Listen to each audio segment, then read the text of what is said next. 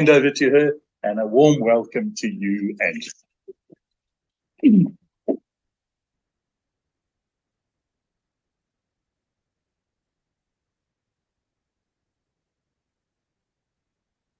Hi, good evening, everybody. Thank you for having me. I know everybody love outdoors, so I'm not talking to strangers and people just familiar about outdoors. And also, I love sharing my mountains with you because I believe everybody have a mountain within themselves. And when I talk to you about the mountains, I sometimes even can feel that chill, that wind chills coming into my summer jacket. And I could even feel sometimes, that snow is not falling on my face, but actually hitting my face when I was climbing. And when I came back from Manaslu, my face was burned from the snows. And after this few weeks, I start recovering. And I even can feel, there's ice fall coming right next to me. It is beautiful, like sculpture, but at the same time, I know it is very dangerous for me to go through it. So some of the things I really just regroup and review this whole trip when I'm talking about Manaslu. And it is like a conversation. I also want to get to know your club more and what does your club do, because I think it's very different to the South African mountain club. It sounds like you guys have more adventures and more exciting. I really want to hear more about it as well. And I mean, you guys are pioneer or expert of expeditions, explorations, and also adventures. And that's why we're here today. And just wanted to tell you a little bit about myself. Who am I? Why did I go climb the mountains? And what really inspired me to climb? I was born in Hong Kong. My mom is Japanese. My dad is Chinese. And if you know the difference between the two countries, they don't really like each other. And I'm like a child of a Romeo and Juliet. And it's really unheard of. You're talking about 50 years ago, international marriage was not encouraged in our culture. But my family, I think my parents just see beyond that. They can see hope.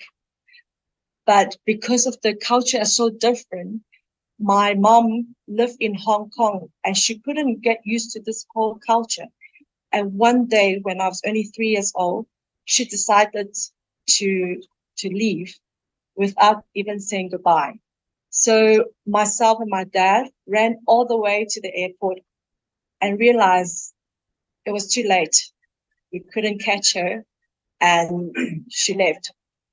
And later on, through this whole year, and Hong Kong was a British colony, it went back to China. And that was the reason that we actually immigrated here in South Africa, and because of political reason. And so for the last time I actually met my mom is only 10 years old. And it was very difficult for my dad because people think you're such a loser, you can't even keep your wife around. So it was a lot of, we went through a lot as myself and my dad. And I actually grew up in Free State in Bloemfontein. Ik verstaan een beetje Afrikaans. And, and that's where I come from. That's where I grew up. And during 1990, we immigrated here just during apartheid. And 1994, I moved to Johannesburg and studied in UJ. But I didn't really study jewelry design, but I ended up become a jewelry designer. That's another story that I can tell and I can share another time. But today I'm here to talk about the mountain. And yeah, so I'm an indoor person. I've never in my life, my husband would say to me, let's go for camping. no, please don't. That's a punishment. Why do you do that to yourself? And you have such, I've never in my life loved outdoor. I love dancing. So I do my ballroom dancing. I go around the world. I compete in Paris, in US, at different places that I just dance. And I love dancing. Um, so in 2017, because of my jewelry business, I was invited to have my jewelry exhibition in Tokyo. That I felt that was the right time that I must meet my mom. And but the whole time I always convinced myself, you know what? She didn't want to get in touch with me. It's no way that I can get out of it. Just forget about it, just move on for 30 years. And my Buddhist friend says to me, no, I will find her like a pin in the oceans. I'll find her for you. And on 2017, during my exhibition, that was the first time I met my mom after 30 years, constantly looking for her. And, and, of course, I always wanted to give up, but I mean, having hope to seeing her was always something within myself. And when I met her, we drove all the way from Tokyo to Kanagawa. It was 45 minutes. My heart was pumping. And I was really looking forward to that moment, to meeting her. But we didn't actually tell her that we are coming because we were worried that she's going to run away again. And my friend says to me, Angela, sit here in the car. We'll call her, we'll let her know that you are here. And then, okay, and then we're going to tell her that you're here so you can meet her. So the whole time I was waiting and sitting in the car, I was sweating because you've been waiting for this moment for 30 years. You don't know how it's going to turn out, how she's going to receive me. But when she told me to come out from the car, I was able to see my mom for the first time after 30 years. I actually realized I'm a grown-up woman. I was much taller than her, and she's a short Japanese lady. But Japanese, they don't come and hug you. They are so polite. They just bow and say hello. And that was my first time meeting my mom. And I realized I'm a grown-up woman. I'm still longing for that person the whole time. And so I realized that, you can only give when you have. And I felt there was a lot of recovery through that meeting of my mom. And I realized she's actually an antique dealer. It was running in our blood. We are people who are creative. We are people who love beautiful things. And that day I met her, it was her birthday. I didn't even know this woman for a bowl of soap. But the day I met her, it was her birthday. And just felt like that my prayer was answered after 30 years and meeting her. And I even invite her to my exhibitions and to see what I've been doing for the last 30 years. And so in 2018, 2019, I was invited to climb Kilimanjaro for caring for girls they cannot afford sanitary pad. They are missing school 50 days a year. And during that time, I felt as being a mother myself, and it was really a lot of healings going through that time that I'll be able to share that with some of the girls, because I went through a lot during that time as growing up. I understand the girls' sufferings. And when I go and give out the sanitary pad, I went back to the Free States. That's where my parents used to work in Boschabello. There's a lot of factories around, and a lot of school girls are not going to school because they could not afford the sanitary pad. When I went to go and see the parents, I realized they said to me, Angela, you're not actually coming here to help the girls. You're actually helping me. And we adopt some of the girls in our family. And if 50 rands a pack of sanitary pad, for them, they have 4 girls, they actually spend 200 rand a month for sanitary pad. And every time when we go there, we supply 4 months supplies. And for them, they're really, it helps them a lot. And they were really grateful for that. And I think, so 2020, it was appalling. And I really see people are suffering during COVID. And I say to myself, what can I do to help the people around me? And I just call out on social media, my friends and family. We have a food drive. By that, I actually managed to collect 10 tons of food. We gave out to the orphanage, to the OH home, and to GBV shelter. And later on, we received 1 ton of sanitary pad. And so one of the girls actually come up to me and said to me, Angela, next time when you come, can you please bring us some bras? Because the perpetrators see that if you're not wearing a bra, that is like an invitation of sexual attention. So they say to me, Angela, please bring us some bras next time. So, and we did a research and realized there was 2,700 women died from gender-based violence during COVID. And at the beginning, we were just saying, okay, let's just collect 2,700 bras, 700 bras that to commemorate those women who died.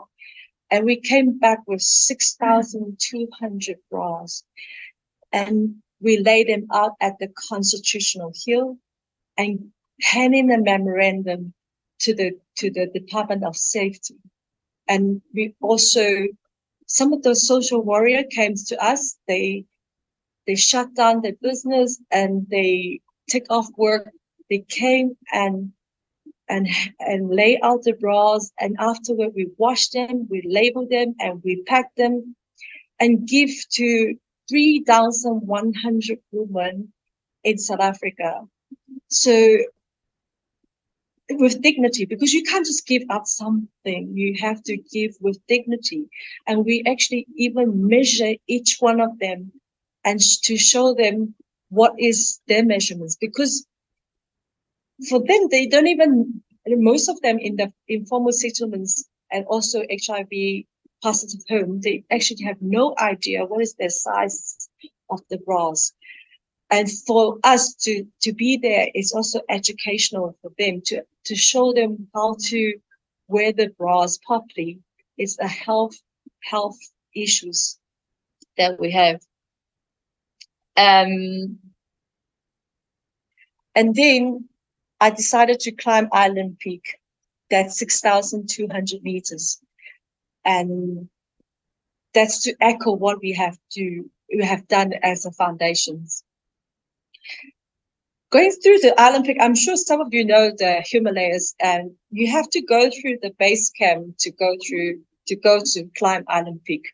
And last year, and I arrived Everest Base Camp in the beginning of October and November, and we saw a lot of the avalanches just right in front of us and stopped, and everybody just holding the camera and taking videos and so excited to see avalanche. But to some of us, it's actually quite scary. You see that avalanches just stop right in front of the base camp, and through that, you go to the right, you go up to Everest. And if you go to the left, you go to the base camp of Island Peak. And the first time I could actually call myself a climber, because you can only, if mostly people are tracking there, it's not climbing. But when you get to Island Peak, you really have to zoom up, like for 90 degrees. When you see the summit, it was like right there. And when the shepherd tell you it's just another 20 minutes. And you know, it's going to be 2 hours to get to the summit. And yeah, it was such a hard climb. We climbed through the night, just like Kilimanjaro. You climb through the night, and then you get to the top on the 4th of November, and seeing when you above that, you actually saw Amadabran. That's where Ama is, and you see a lot of different mountains just around the island peak. It was just beautiful. And so why did I climb Manaslu? Manaslu is the 8th highest mountain in the world. And my ex-co says to me, Angela, if we collect 8,848 draws, that's a hike of Everest. Would you go and climb 8,000 meters peak? And I actually took on the challenge. We are busy collecting 8,848 draws, and we only have 1,500 now, and we still got a long way to go. But I prepared myself. I said to them, let me just go and climb this Manaslu and see how did I cope with altitude before I go to Everest. It's like, you have to go baby steps. You can't go like some people actually, after they climb Kilimanjaro, they go straight to Everest. But to me, it's something I have to work on myself to make sure that I'm safe. And so Manaslu is one of the killer mountain. Most people go to climb Manaslu before they climb Everest, because the weather changed so quickly and dramatically. People, like last year, around September, October time, there was a lot of people who died through the avalanches in Manaslu. So it was quite a challenging climb that I had. And also some people say to me, actually, Manaslu can be more dangerous than Everest. And this year I was very lucky. The weather was actually quite good for us to climb. But during my descent, the snow went so much, and during this whole afternoon for 8 hours, they actually accumulated almost 4 meters of snow during my descent after summit. And because I couldn't hold on to the rope, and the rope was so icy, I actually slept down from Camp 4. And I have to force myself to climb another 8 hours to get to Camp 2.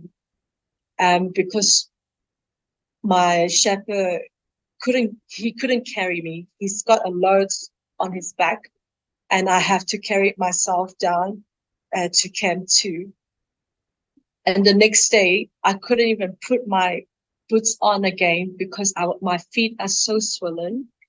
And when we call Global Rescue, that was the insurance company that I actually insured, and they says that you're actually not qualified to be evacuated. And so knowing everybody are leaving in my camp, I was actually the only one left in my camp and waiting to see what should I do.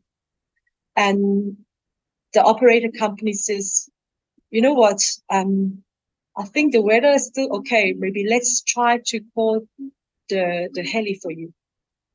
But it's going to be on your you're going to be carrying the cost. And you actually, it was so scary. And you say to yourself, no, whatever it costs, you have to go down, because they are not going to carry me down. My shepherds carry almost 40 kilos on him. And if he have to carry me, it's going to be myself and him in risk. It's no way. And it was such that moment of life and death. It's right in front of me. And knowing we have to wait for the heli to come up. And I was very lucky that they're able to call the heli to come up. It was 6,400 meters. But the insurance, insurance company asked me if you can actually send us a picture of your feet. There's no way that I can send a picture of my feet. I don't even have Wi-Fi. When we called them on the satellite phone, it was like on and off, on and off. It was just impossible. But they found anyway just to try to not to cover you. It was quite sad to actually know. But afterward, I realized they said a lot of people actually don't want to climb, descent, and they call the heli anyway. They didn't have major injury. So that's why the insurance company have really cautious and no kickback anymore. Something about Manaslu also is it was the first person who actually climbed summit Manaslu is a Japanese. His name is Toshio in 1956. The whole time people were summiting in this summit. And in 2019, people was throwing this drone around Manaslu and realized, hold on, that is actually not the summit. We need to actually find the real summit. So in 2019, actually 2020, the shepherd called Ming Ma Chi, he found out that that's the real summit. That's called the true summit. And I was the first person actually summited Manaslu from South Africa in the real summit called the true summit. I'm going to show you a little bit of the teaser of what I've been through. So it's a acclimatization day today, and our second day, and this is what's happening. Look at those little children.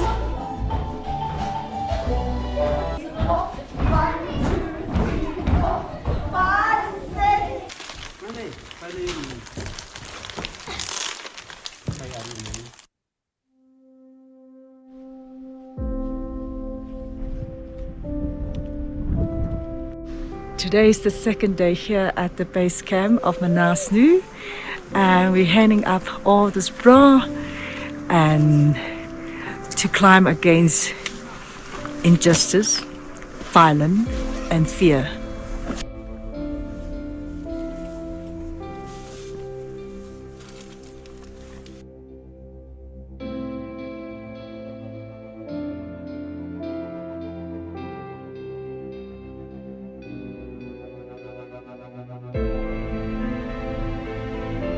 Just a beautiful view and have a sunbathe outside.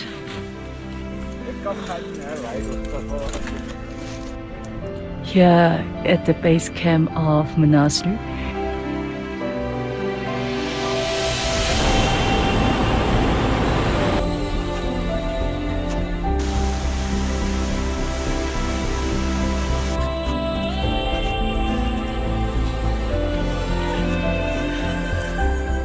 Just arrived, Camp 3.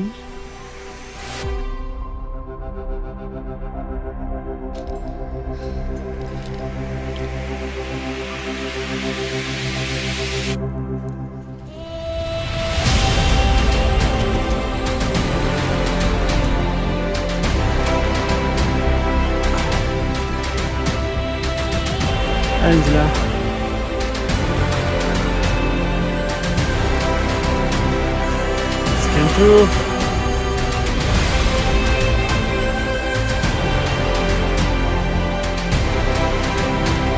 In Camp 2, it was a hard climb, and inside the camp, the tent.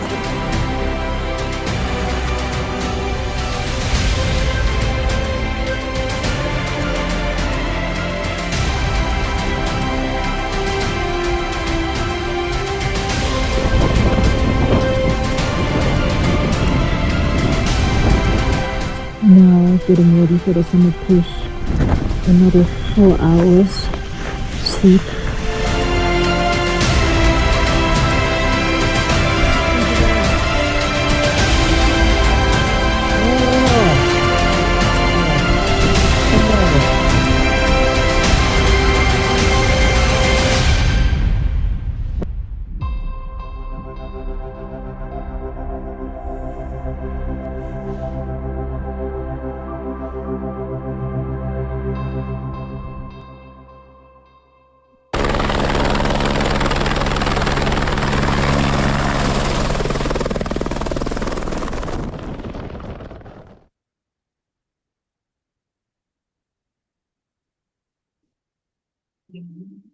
How are you gonna get to the next one?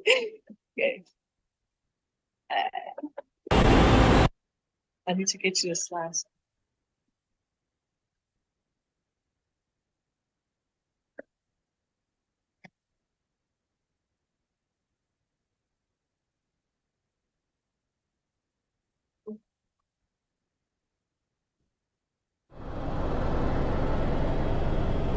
Yes. So it's a climatizations day today.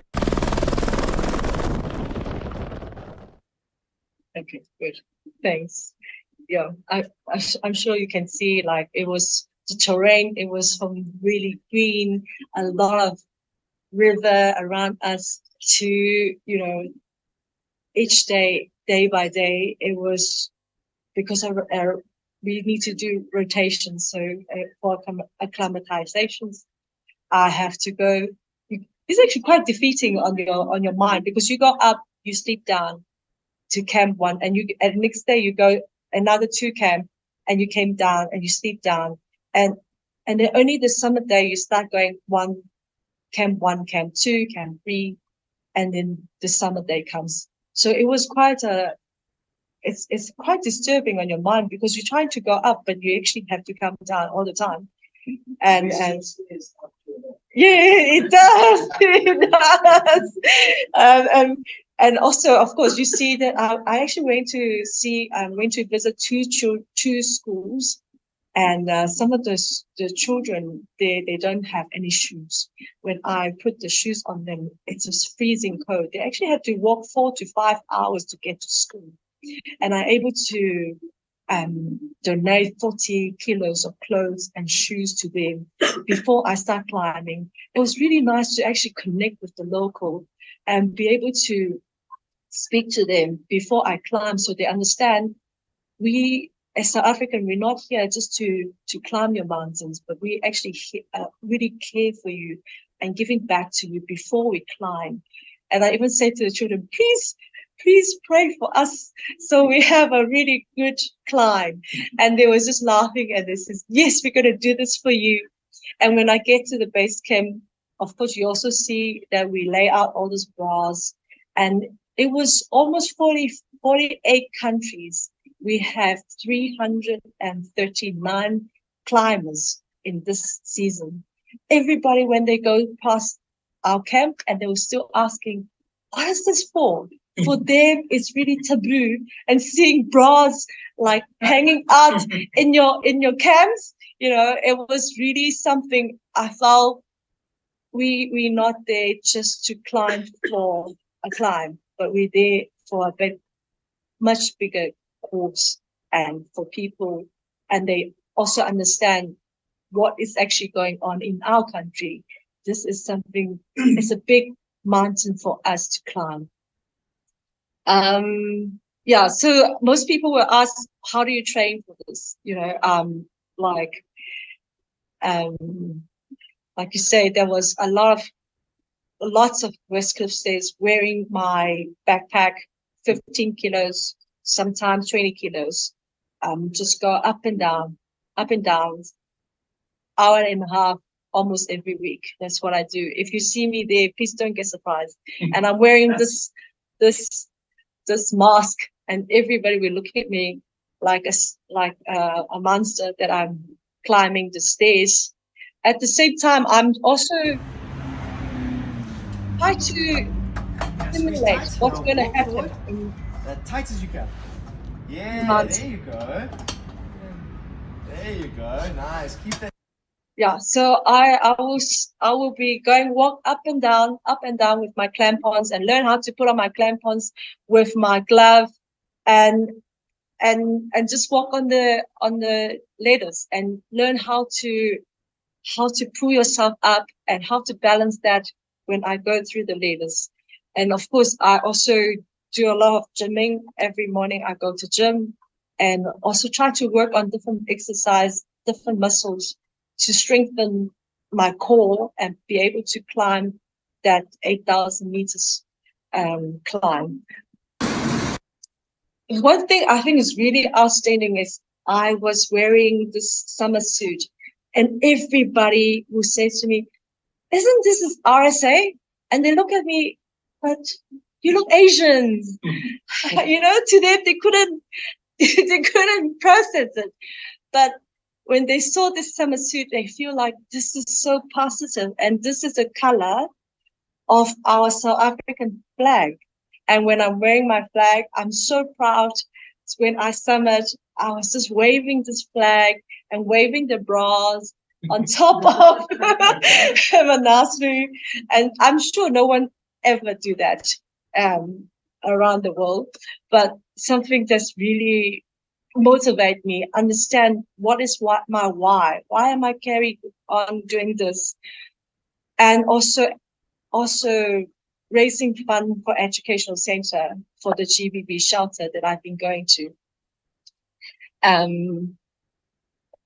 So I think, some of the things that I think is important to climb up big mountains is the visions.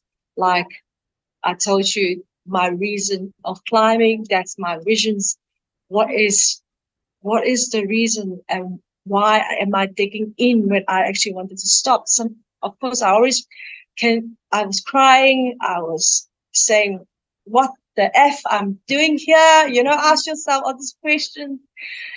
But because you knowing your why, you will keep one step at a time, and knowing that you will get to summit. And like you see that some of the physical training, it was a lot.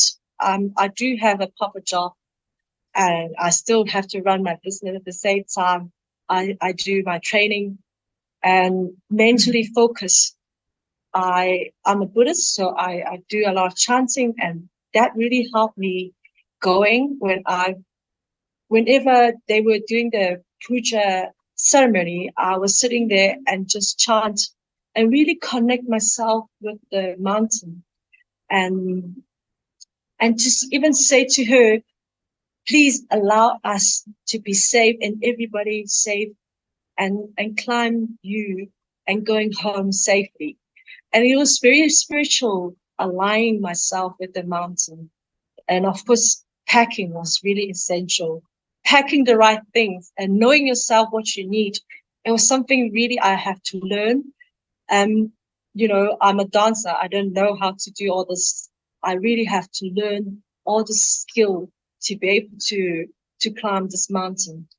Of course, the altitude adapting the altitude to be the rotations, and having the patience with myself. And the Sherpa can be quite rude sometimes. They're talking to you like, come on, you can do this, come on, put on your shoes and put on your, so sometimes it can be very irritating and disturbing when someone actually shouting at you, but be able to have that patience and communicate with them, because we all coming from a different background, different culture. You also have to tell them, please just be patient, and they change their attitude towards you. And then they're also seeing that I'm actually climbing the mountain, and some of them actually, a lot of climbers are actually in their 20s.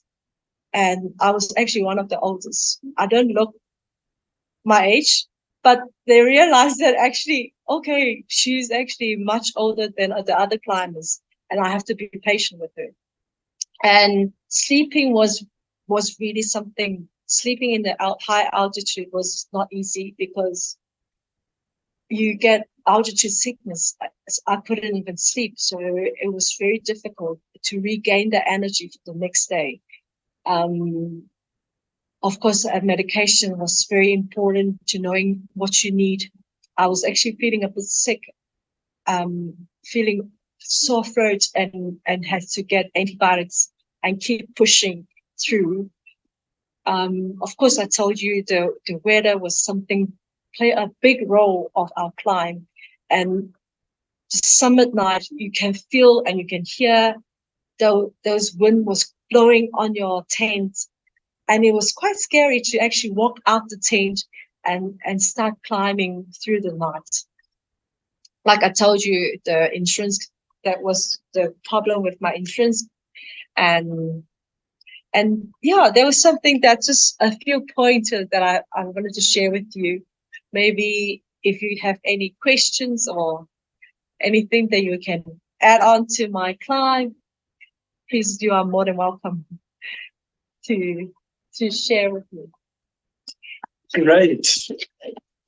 Fantastic. Thank you, Angela. What a fantastic talk. Let's take a couple of questions from our. Should we start with the live audience? So how long did the whole time take? Yeah, it was 21 days. Yeah, Wow. 3 weeks. Yeah, Do you have a company? No, I actually work with the company that I climb Island Peak with in Manaslu. I think can you just repeat the questions for the Zoom audience because they can't hear. Okay, so the question was how many days that I climbed in this expedition. So it was 21 days. And the second question is that a company in South Africa that you can work with? And actually not. I have to work with the company in Nepal. Yeah. And how many other climbers were in the expedition? It was 6 of us. Yeah. Like I said, is how many climbers we have in my group. It was 6 of us. And like I said, I was the oldest, so they called me I'm the leader, and I'm happy with that. Yeah.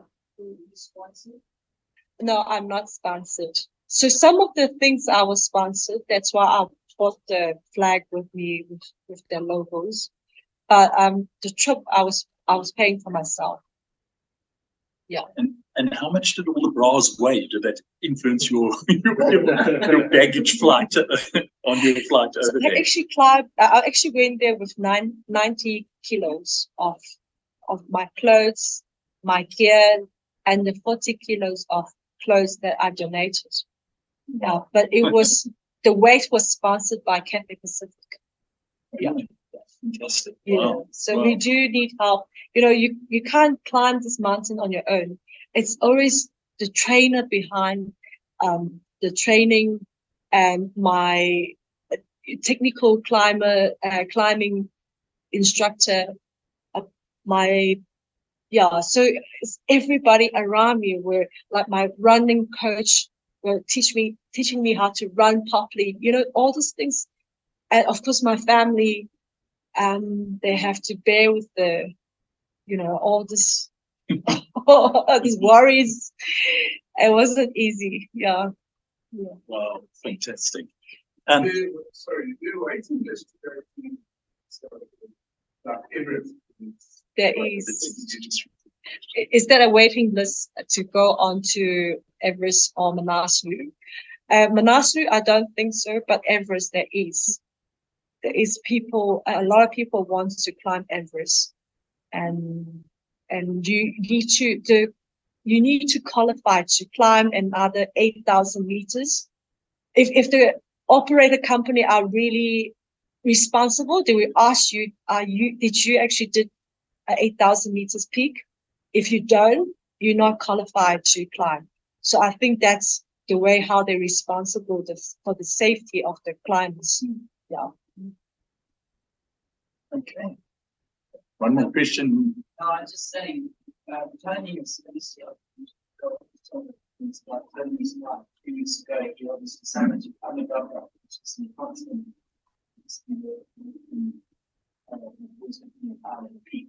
So I don't know. Yeah. Yes, it's just a comment rather than a question. Tony's in the audience here, and he climbed Amadabla and had a good view of Island Peak. So he's going to tell us a bit about that over dinner. So all of you online, please drive in quickly because that's going to be a fascinating story in its own right. Yeah. Let's take a couple of questions from our online audience. Lewis, if you can, any questions or comments there?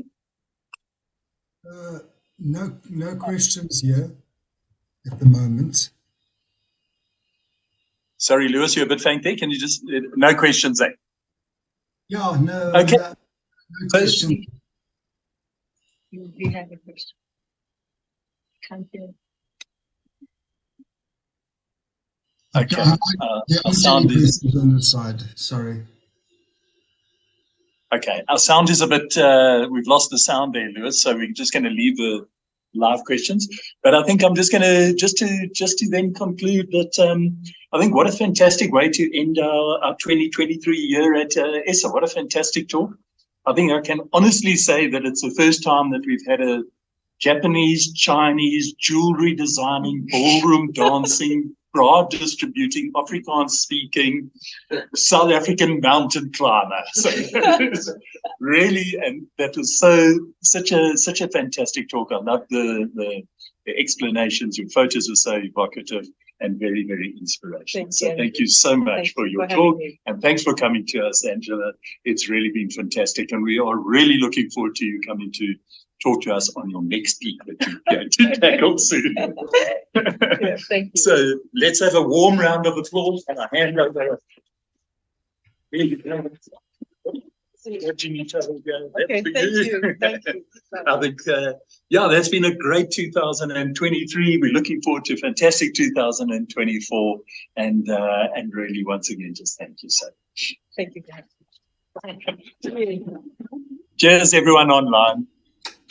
Yeah. Last details where we can donate our bras. I've already donated mine. I want to actually show this, if I can go to the next one. So we are the foundation, it's called Impilo Collection Foundation. Impilo means live in Zulu. And if you would like to drop off any bras, you go onto our website and there is a dropping point in every province. And also, if you like to donate to our GBV shelter for educational center, and this is our banking details. And I will, if I might share in your club. Yes, we'll post this on our website as well. Please, thank you. Yeah, great. Thank you. Okay. Thanks. Fantastic. What's his name? I think, yeah, I don't want to say that in front of my husband. I'll tell you secretly.